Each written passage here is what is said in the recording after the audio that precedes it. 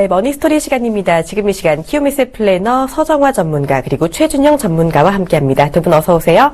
안녕하세요. 네, 반갑습니다.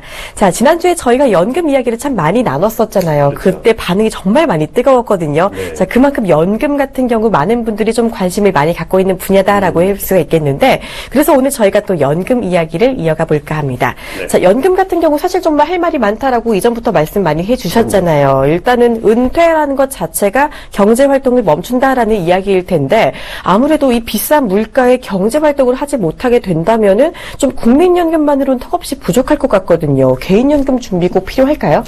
아무래도 꼭 필요하겠죠. 근데 무조건적으로 개인연금이 필요하다기보다는 그 전에 선결과제로 은퇴 준비 플랜이 마련돼야지 개인연금도 그 은퇴 준비 플랜의 일환이라고 보시면 될 것 같은데요. 이 개인연금도 국민연금이 맨 밑에 받치고 있고 그 위에 퇴직연금, 그 위에 개인연금 이렇게 3층 구조도 있지만 이 밖에도 예를 들어서 수익형 부동산을 마련해서 다달이 월세를 받는다던가 하는 방법으로도 은퇴 준비 플랜을 하실 수가 있습니다.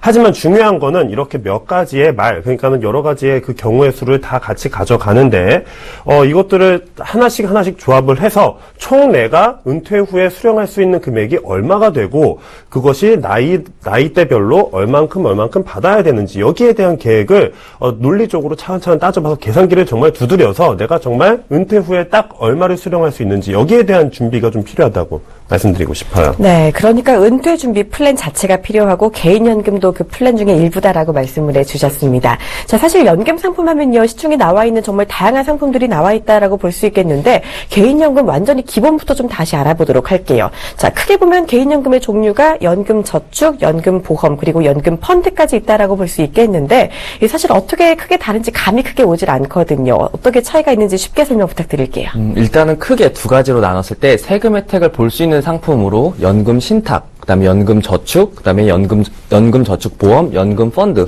이렇게 세 가지가 있다고 보시면 될 것 같고요. 그다음에 아예 세금 혜택과는 무관한 비과세, 세금을 면제해주는 이제 연금 보험 형태가 있을 것 같습니다. 명칭 자체가 굉장히 비슷하면서도 헷갈리기 때문에 좀 어려울 수가 있는 부분이 좀 있으실 것 같은데요. 은행에서는 일단 연금저축 신탁이라는 상품을 운영하고 있고요. 그다음에 생명보험사에서는 비과세인 연금보험, 그다음에 세금 혜택을 볼 수 있는 손해보험사에서는 연금 이제 저축 보험을 이제 운영하고 있고요. 증권사에서는 이제 연금저축 펀드, 뭐 연금저축 펀드 계좌 뭐 이렇게 표현을 해서 하고 있습니다. 이렇게 세 가지로 좀 크게 볼 수가 있는데 일단은 연금저축 신탁 같은 경우는 일반적으로 실적 배당을 하게 됩니다. 이제 기본적으로 채권형으로 운영을 할 수가 있고 또는 아니면 안정형으로 주식이 뭐 10% 미만으로 적게 들어가서 안정적으로 좀 운영할 수 있는 실적 배당 형태가 되기 때문에 사실은 굉장히 적은 수익률이고 그다음에 운영을 했어도 어느 정도 안정적일 수가 있습니다. 하지만 이 사실은 물가나 또는 이 상승률이나 여러 가지를 고려해 봤을 때는 뭐 공공요금도 막 4%에서 6%씩 올라가고 물가도 2% 3%씩 올라가고 있는 마당에 채권으로 냅두게 된다면 만약에 채권이 1% 또는 2%밖에 되지 않는다 그러면 되레 물가는 3%로 올라가고 있는데 내 돈은 2%밖에 불지 않기 때문에 마이너스 1%를 손해를 보면서 은행에 보관료를 내는 식의 형태를 취하게 될 수가 있습니다. 그래서 약간은 조금 안정적이긴 하나 그런 면에서 좀 조심하셔야 될 것 같고요. 그 다음에 연금저축 보험 같은 경우는 일반적으로 연금소득세를 이제 면제해주는 그런 혜택을 가지고 있고 연금저축 보험이기 때문에 보험의 특징상 매달 돈을 내셔야 되는 형태로 가지고 있습니다. 근데 손해보험사에서 운영을 하기 때문에 이제 최대 25년까지 일정한 기간 동안 이제 수령을 받거나 아니면 기간을 좀 줄여서 받을 수가 있고요. 그다음에 연금저축 이제 펀드 같은 경우는 이제 매달 내지는 않아도 되나 연금저축 혜택인 최대 400만 원까지 혜택을 받으려면 한 번에 뭐 12월 달에 내가 연말정산을 계산해 봤더니 좀 부족하다 그러면 이 400만 원 한 번에 넣어도 연금저축 혜택을 볼 수 있기 때문에 이 세금 혜택을 볼 수 있기 때문에 이 보험과 요 차이가 좀 있을 것 같고요. 연금보험 같은 경우는 뭐 일반적인 연금보험 뭐 아니면 투자성이 있는 변행 유니버셜 보험까지 조금 파생돼서 볼 수가 있겠지만 이 연금보험 비과세라는 혜택을 가장 큰 혜택으로 좀 말씀을 드릴 수가 있겠습니다. 네, 다양한 상품이 있네요. 일단은 은행이 주관하는 게 연금저축 신탁, 안정적일 수 있지만 적은 수익률일 수 있다라고 말씀해 주셨고 증권회사가 주관하는 게 연금 펀드일 거고 생명보험이 주관하는 되는 게 이 비과세 연금 보험이다라고 정리해 주셨습니다. 자, 그중에 제가 듣기로는 연금저축 같은 경우는 연말 정산 때 세액 공제 효과가 있다라고 하더라고요. 네네. 그렇다면 어느 정도의 세대 혜택이 있는가 좀 궁금하거든요. 400만 원을 최고 한도로 이제 납입을 했을 때 보통 이제 16%, 16.8%나 아니면 14.8% 정도 이제 세액공제 효과가 있습니다. 이제 소득공제에서 세액공제로 지금 바뀐 상황인데, 한 40만 원 후반에서 60만 원 초반 정도로 이제 세액공제 혜택을 내가 되돌려받을 수 있는 거죠. 우리가 이제 연말정산을 해보면은, 이제 내가 쓴 것만큼 뭐 세금을 감해준다던가, 연말정산이라는 그 목적 자체가 그런 거예요. 우리가 이제 세금은 먼저 떼게 돼요. 직장인들 같은 경우에는 세금을 먼저 내가 받는 급여에서 떼고 주게 돼 있는데 미리 나라가 먼저 떼는 거거든요. 근데 나중에 계산기를 두드려 봐서 이게 미안해, 내가 조금 더 많이 뗐네, 그러고 돌려주는 거. 그러니까 내가 돈을 이런 데 많이 썼으니까 내가 좀 더 돌려줄게 하고 이제 세금을 돌려주는 상황이 될 수도 있고, 내가 세금을 뗐는데 당신이 지금 쓰는 걸 보니까 내가 조금 덜 뗀 것 같아, 좀 더 줘, 이러고 좀 더 가져갈 수 있는 형태인데, 여기서 이제 연금저축이나 아니면 여러 가지 상품들을 통해서 세액공제 효과를 해서 말 그대로 지출을 한 것처럼 얘기를 해준다는 거죠. 그래서 이제 뭐 세금을 40만 원에서 60만 원 뭐 이 정도로 이제 돌려주게 되는데, 이 문제는 이거를 이제 뭐 연말정산을 뭐 제 13월에 월급 뭐 이래가지고 이제 이거를 많이 받게끔 아주 경쟁 비슷한 걸 해요. 이제 그렇게 해서 뭐 많이 돌아 나오면은 이걸로 뭐 맛있는 것도 사 먹고 그동안 사고 싶었던 것, 갖고 싶었던 것도 한번 사고 이럴 수가 있는데, 사실 이거를 많이 받는다고 중요한 게 아니라 어차피 이 부분은 나중에 내가 연소세나 이런 걸로 다시 어느 정도는 내게 돼 있습니다. 따라서 여기 내가 연말정산 받는 거를 재투자를 하지 못하면은 그대로 소모돼 버리는, 말 그대로 없어져 버리는 거기 때문에 어떻게 보면 나의 노후 준비에서는 마이너스가 될 수 있다는 요소가 있다는 것도 명심을 좀 하셔야 돼요. 네, 그러니까 연말정산을 받는 것도 중요하지만 재투자가 조금 더 중요하다라는 말씀이신 거죠. 자, 연금저축 같은 경우 좀 조금 전에 말씀해 주신 게 안정적이지만 적은 수익률을 낼 수 있다라는 이야기 들어봤거든요. 그래도 일단은 원금을 떼이는 것보다 나을 것 같다라는 생각이 들기는 하는데, 일단은 연금저축 가입할 때 어떤 점을 주의해야 될지가 일단 궁금합니다. 연금저축, 중도 해지할 때 손실이 발생하는지도 궁금한데요. 그렇죠. 이제 가장 큰 점이 바로 그거예요. 우리가 이제 보통 장기 계약, 소위 말해서 10년 정도를 납입을 하고, 그리고 이거를 먼 미래에 이제 상품을 활용해야 되는 장기 계약 같은 경우에는 중간에 해지할 수 있는 확률이 너무나도 큽니다. 사람 일이라는 게 이제 어떻게 될지 모르고 저축을 해보셔서 알겠지만 1년 만기 적금자리도 사실 유지하기가 굉장히 힘이 들어요. 보통 이제 1년 동안 저축을 유지할 수 있는 사람이 2명이 1년 만기 적금을 하면 그 둘 중에 1명은 그냥 해지를 한다고 해요. 1년에 채 못 채우고, 이거를 이제 좀 8년에서 10년 동안 이제 납입을 하다 보면은 한 10명 중에 1명도 못 살아남을 정도로 이 저축을 유지하기가 힘이 든대요. 근데 여기에 있어서 이런 연금저축이나 이런 거를 소득공제를 받겠다고 무턱대고 늘리는 거죠, 납입 한도를. 부부당 한 사람당 뭐 한 30만 원씩 해서 총 60만 원 정도를 저축을 하다 보면은 중간에 이걸 분명히 필요할 때가 옵니다. 고정 지출이 60만 원씩 생기다 보면. 그리고 이 연금저축 같은 경우에는 연금 개시 전까지는 무조건 이 계약을 건드리면 안 돼요. 중간에 내가 이거를 해지하거나 한다면은 중도 손실도 발생하고, 더불어서 내가 이제까지 세액공제를 받았던 그 세금 혜택도 다 토해내야 됩니다. 그만큼 나라에 있어서 내가 세금을 돌려줬는데 너 이걸 계속 유지 안 하네? 그럼 내가 이제까지 받았던 세금 혜택을 내놔, 이렇게 말을 할 수가 있어요. 그거를 이제 세금 혜택을 감면할 수가 있기 때문에 여기에 대해서도 면밀히 이제 조사를 하고 필요한 만큼만 가입을 하는 게 가장 적절하겠죠. 네, 연금저축, 연금을 개시하기 전까지 절대로 해지하지 말자라는 이야기 해주셨습니다. 일단 세제 혜택도 받은 거 다시 또 돌려줘야 한다라는 문제점이 있는 만큼 좀 조심해 주셔야겠고요. 자, 이 상품 같은 경우 진짜 많다고 볼 수 있겠는데 또 세제 비적격 연금 상품이라는 것도 있다고 합니다. 이건 어떤 상품인가요? 앞서 제가 말씀드렸다시피 이제 연금저축 신탁이라든지 아니면 연금저축 보험, 그다음에 연금저축 펀드 계좌 같은 경우는 이 세금의 혜택을, 그러니까 세금 제도상 혜택을 볼 수 있는 세제 적격한 상품이다라는 부분인 거거든요. 그리고 제가 이것에 다르게 생명보험사에 있는 연금 보험 상품을 이제 비과세라서 좀 다르게 표현했는데, 요거를 세금 제도상 비적격하다라는 의미입니다. 그러니까 나쁜 뜻은 아니고요. 이미 비과세란 혜택, 가장 큰 혜택을 줬으니까 여기에다 또 연말정산까지 혜택을 중복으로 주기에는 뭐하니 세금 제도상 이 부분에 대한 거는 비적격으로 판단해서 이 연말정산 때 세금 혜택을 주지 않겠다. 뭐 이런 의미로 좀 해석을 하시면 좋을 것 같습니다. 네, 그러니까 세금 제도상 혜택을 볼 수 있는 게 세제 적격이고 비과세라는 혜택을 준 만큼 연말정산 혜택이 없다라는 게 세제 비적격 연금 상품이다라고 정리해 주신 거죠. 알겠습니다. 자, 그렇다면요. 또 일반 연금 보험이 있고 또 즉시 연금 보험이 있다고 하는데 이 차이점은 어떤 건가요? 차이점을 가장 쉽게 좀 예를 들자면 연금 보험과 즉시 연금 보험은 은행의 적금과 예금으로 좀 이해하시면 좀 쉬우실 것 같습니다. 적금 같은 경우는 보통 일반적으로 매달 일정한 금액을 같은 금액을 계속 납입을 하면서 유지를 하고 1년 만기가 되거나 2년, 3년 만기가 되면 이제 돈을 이자와 함께 이자 속세를 제한 부분을 돌려받게 되는데 요거와 비슷한 것이 연금 보험이라고 보시면 될 것 같고요. 그다음에 즉시 연금 보험 같은 경우는 예금과 같다고 보시면 될 것 같습니다. 예금처럼 목돈을 한꺼번에 넣어서 일정한 기간을 거치시켰다 받으셔도 되고 아니면 그냥 바로 받으셔도 되는 그런 형태로 나눠지게 되는데 그렇게 해서 즉시 바로 연금을 받을 수 있는 형태의 거치 형태의 그 연금보험을 좀 즉시 연금보험이라고 보시면 될 것 같습니다. 그래서 연금보험 같은 경우는 매달 저축을 하기 때문에 이 적립되는 금액을 매달 내서 하게 되고 이 거치 형태인 이건 한 번에 목돈 들어가기 때문에 만약에 돈이 없으신 분들 같은 경우는 한 번에 낼 돈을 따로 돈을 모아서 가기보다는 적립 형태로 돈을 모아서 가시게 되면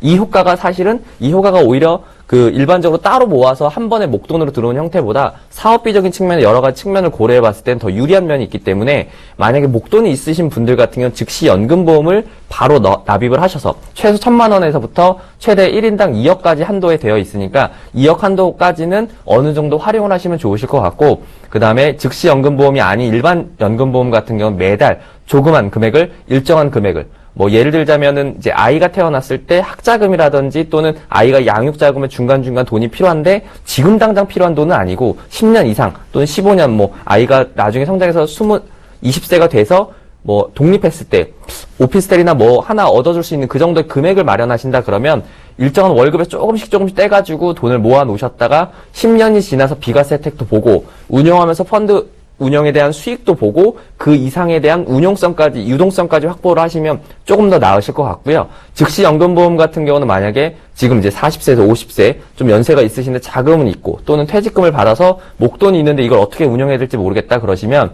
이 돈 자체를 즉시 연금에 바로 넣으시고 일정 기간을 거치하시면서 매달 0.5% 또는 0.2% 정도씩 계속 받으시면서 연금처럼 받으시고 국민연금과 이 개인연금을 같이 받으시면서 나머지 부분 예를 들어서 뭐 0.5%나 0.1%다 그러면 그 나머지 부분에 대한 것을 계속 운영하면서 마르지 않는 셈을 형태로 이제 계속 운영하면서 수익을 내고 나머지 부분은 조금씩 받으시면 이 금액이 점점 커지면서 받는 금액이 점점 커질 수가 있기 때문에 그런 형태로 운영하시게 되면 노후 준비에 대해서 조금 더 안전하게 좀 준비할 수 있을 것 같습니다.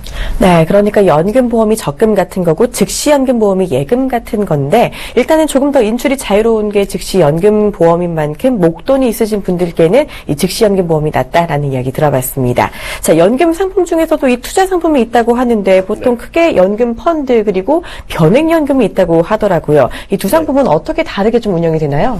이제 가장 큰 틀은 이제 연금 펀드 같은 경우에는 증권사에서 이제 운용을 하게 되죠. 그리고 이제 변액연금 같은 경우는 변액연금 혹은 변액유니버셜 같은 상품은 이제 보험사에서 운용을 하게 되는데 둘 다 별반 다르지 않습니다. 큰 틀에서 보자면 증권사에서 운용하는 펀드 회사가 있을 것이고 보험회사에서 운용하는 펀드 회사가 결국 운용하는 회사들은 다 고만고만합니다.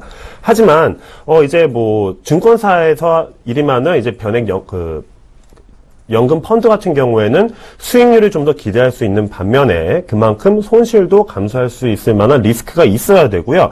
변액 유니버셜이나 변액 연금 같은 경우에는 그만큼 뭐 수익도 어느 정도 기대할 수 있지만 손실도 그만큼 낮을 수 있다. 그러니까 증권사에서 위임하는 것들은 하이 리스크 하이 리턴 그렇게 하이 리스크는 아니지만 어쨌든 어느 정도는 변액 그 보험사에 비해서 리스크가 조금 더 있고 그만큼 수익도 좀 기대할 수 있고 이제 보험사에서 위임하는 이제 변액 유니버셜이나 변액 연금 같은 경우에는 리스크도 조금 더 낮고 증권사에 비해서 리턴도 조금 더 낮은 이런 형태라고 좀 보시면 될 것 같아요. 네, 그러니까 이 위험도의 차이에 따라서 연금펀드, 변액연금이 나뉘고 있다라는 이야기 해볼 수 있겠습니다. 자, 이야기 들어보니까 일단 개인연금의 종류가 주관하는 회사에 따라 달라지는 것 같은데요. 그렇다면 연금 상품 중에서도 은행 그리고 보험사, 자산운용사까지 있잖아요. 어느 쪽에서 주관하는 걸 가입하는 게 가장 유리할까요?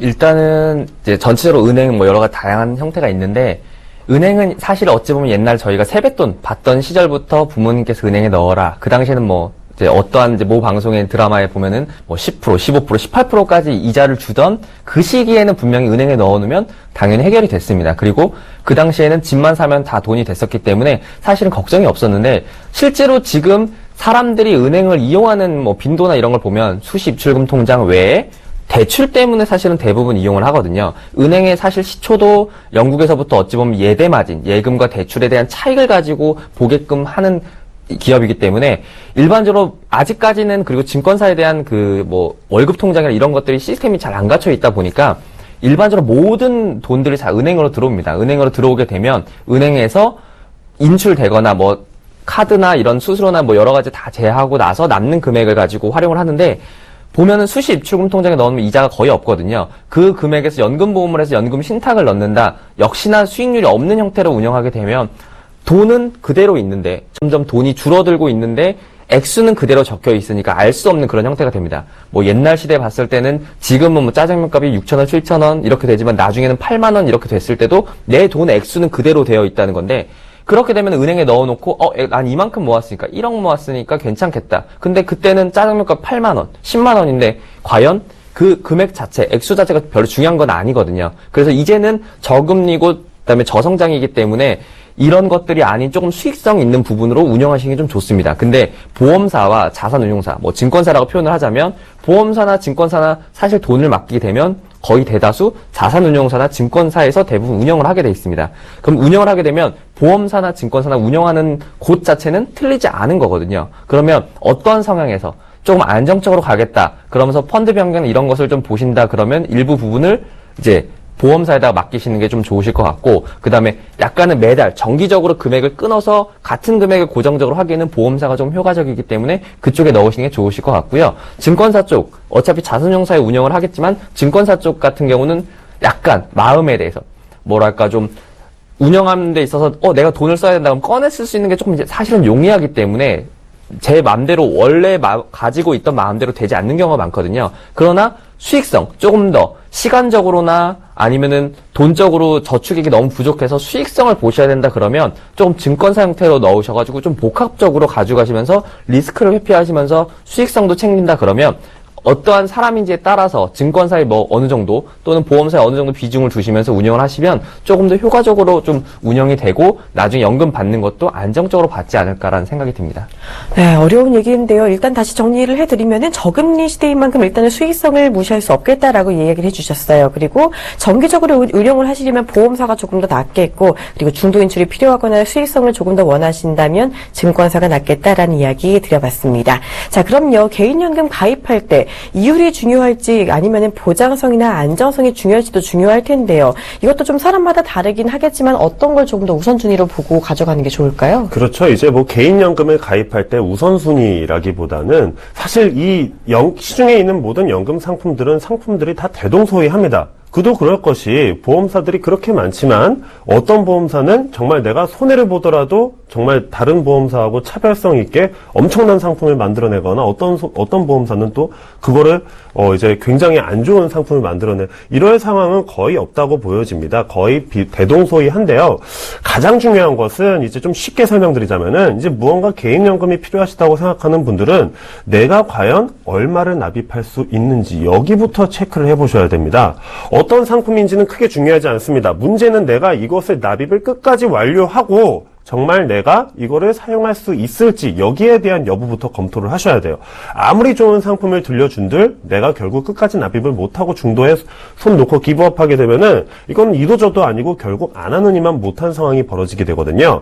따라서 현재 나의 지출 수준과 소득 수준을 감안해서 내가 이 정도는 무조건 넣을 수 있겠다 하는 금액을 선정하시는 게 가장 처음으로 중요하다고 할 수 있겠고요. 상품을 그중에서 좋은 상품을 고르는 건 두 번째입니다.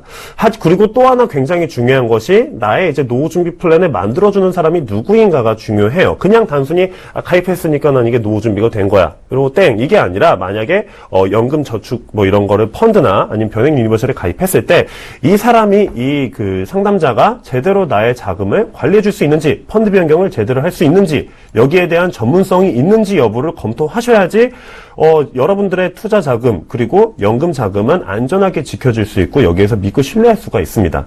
그렇기 때문에 이 나에게 가입해주는 이 상담자가 제대로 된 전문성을 띈 사람인지, 그리고 내가 이 금액을 정말로 납입할 수 있는지 여부, 이 두 가지만 꼭 보고 들어가셔도 중간에 해지하거나 이렇게 손해를 보시거나 아니면은 펀드를 변경을 못해서 굉장히 수익률이 낮아져서 뭐 이렇게 상심하시거나 이런 일은 없을 거라고 생각합니다. 네, 포인트 정확하게 짚어주셨네요. 어떤 상품인지보다도 내가 얼마를 낼 수 있는지가 제일 중요하다라는 이야기 해주셨습니다. 내 수준을 감안해서 금액 선정이 제일 중요하다라는 점 참고해 주시길 바랍니다. 자, 지금까지 개인연금에 대한 자세한 내용 알아봤고요. 정리화면 보고 바로 시청자 고민 상담 이어갈게요.